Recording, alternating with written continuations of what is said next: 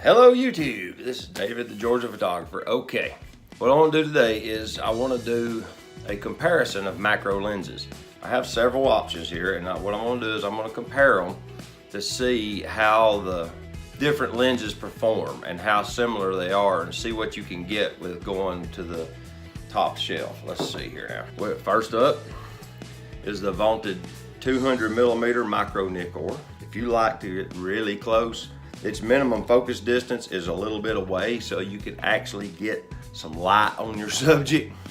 It says 1 5/8 feet, whatever that is, and it goes just slightly past that. We also have an early 105mm f4 Micro Nikkor. This lens has an incredible amount of focus range. You can see that it'll focus forever. All right. It even has a scale, let's see if I can get the light on it, that you can have, all right? The top scale is for the PN1 adapter, all right? Then the second scale is in feet, and then the bottom one's of course in meters. And its minimum focus distance is about 1.5 feet, like the 200mm. Here's the luxury I have is I happen to have a PN1 adapter. So, put this on here. Let's see if I can get it to line up. This assembly is a fraction of the cost of the 200mm. This altogether might have costed me $125. I think it was significantly less. I've got way over $1,000 in that guy. Okay, so we're going to compare those two. And if you look at the PN1 scale on it, it actually tells you reproduction ratios. And the ratio is, without the PN1 adapter, it goes to 2:1, and then with it, it goes to 1:1, which is true 1:1 macro. This thing is phenomenal. This lens is a very sharp lens. If I'm right, it's pre-AIS. It predates it, because if you look right here, you'll see there's a little scuff, and that's where I put it in a milling machine and took a very shallow cut so that the aperture reading pin on my D810 would actually not bind, and it'll actually give me aperture ring data through the non-CPU lens data field. I've got it programmed in, and it actually works fine. That's the only mod I had to make. Of course, you know, it's in manual mode, but what macro photographer is not going to shoot in manual mode?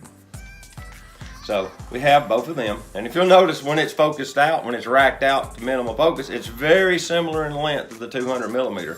Now, the beauty of the 200 is it's all internal focus. Next up is the 60mm Micro Nikkor. I bought this lens as an experiment. The lens is not very expensive. They're actually very economical lenses. It is incredibly sharp. It's fairly lightweight.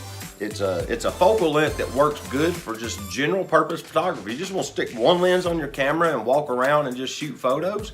This little lens works really good for that. And I don't know if you can tell it from this. Let me see if I can get some light on it with my flashlight here. Look how deeply recessed that front element is. That's because when you rack it all the way out, the lens telescopes way up to the front. And then as you focus it back, it recesses deeper and deeper and deeper. That's pretty interesting right there by itself. But this little lens takes incredibly sharp photos. I'm not sure if it's still in production. Don't hold me to that. I ain't real certain, but I know you can get them on eBay. It's where I bought this one for very reasonable money. But yeah, this lens will do macro as well as just general photography, but it has a really good macro function. So we're gonna stick it in this pile of stuff. And we'll probably stick that PN1 on here and see how it does with it. Now, this little video wouldn't be complete if I didn't include this little 70-210 zoom lens from the 80s, all right? But it has the lens cap falling off. What it has is, on the focus ring here, you'll see that orange band right there.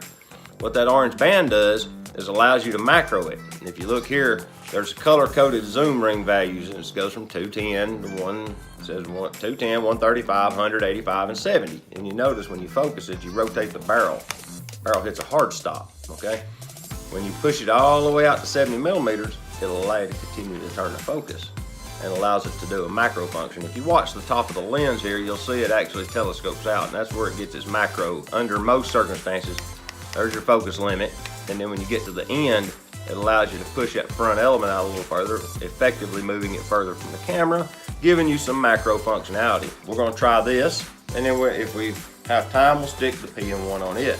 I've got a fairly stable tripod. I'm going to run the remote shutter release so I don't interact with the camera as much. I've got my subject on the end of this little table here. I'm able to slide the coin back and forth until I get it in the center of the focus band and how much of it's in focus and how large it reproduces. And that way we can see. This is the 200mm. 1/3 stop exposure compensation. I'm in aperture priority, so I'm running f/22 on aperture priority on this D series lens. I've manually focused it. I'm not using autofocus on any of this. So we can actually see how close can you get. We're only about maybe 10 inches away from the coin here.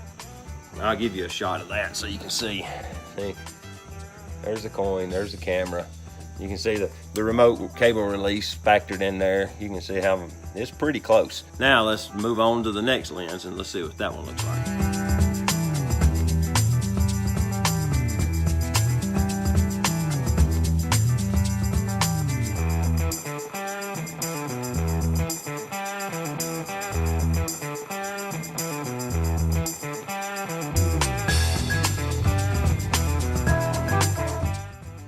This is the distance with the PM1 extension tube in place on this 70-210 zoom lens. I've got it racked out all the way to minimum focus distance. And this is the distance without it. You're about 14 inches from the lens now to get it in focus. And here's what you're dealing with the 60mm. With the PM1 extension tube, we are about 2 inches away from the focus plane, and the focus plane, even at f/22, actually it's at f/32, and it's still razor thin. As you can see, if you add the PM1 extension tube to the 200mm and then set it to f/22, you can still be a significant distance from the subject and be at minimum focus distance. If you look at these screenshots of Lightroom, you'll see that we didn't make any corrections. None of these clarity, dehaze, or any of this. We're not going into the noise reduction, and I set all of the color temperatures to the same value and changed the tints, none. They're all set to 0. Now if you'll notice, the only thing I did do to these images, I did crop them to 16:9. I just adjusted image size, so the width of all the images are the same. I cropped the top and bottoms off to make it fit the video format. As far as size movement, none. I didn't change that any. Also of note is that I shot every one of these images with the focus length set to minimum focus length for every lens in the images. Even this 70-210, I racked them all the way to minimum focus.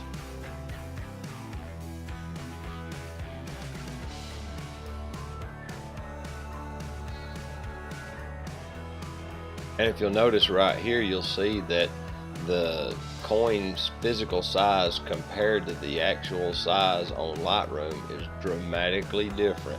We are actually magnifying these images drastically.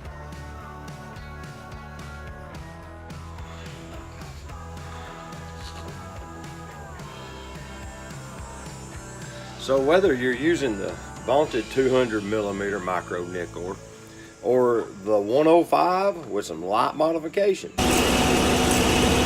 your macro photography is great no matter what lens you use.